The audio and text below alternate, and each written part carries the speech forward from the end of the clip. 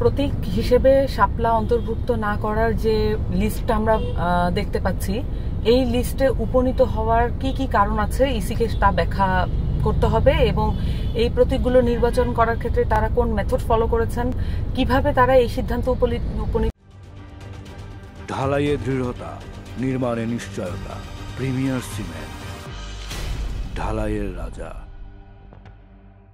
হলেন যে জাতীয় সংসদ নির্বাচনে এই প্রতীকগুলো নিয়ে একটি রাজনৈতিক দল লড়াই করতে পারে, এই প্রতীকগুলো কিভাবে তারা কোন মেথডে এই সিদ্ধান্তে এসছেন, এই ব্যাখ্যাগুলো ইসিকে দিতে হবে।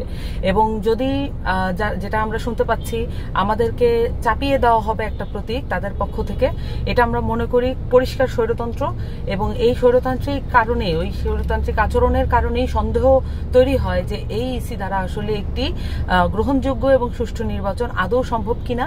এই স্বৈরতন্ত্র যদি তাদের চালু থাকে, তাহলে এই ইসি দ্বারা আমরা একটি সুষ্ঠু গণতান্ত্রিক নির্বাচন সামনে প্রত্যাশা করতে পারছি না।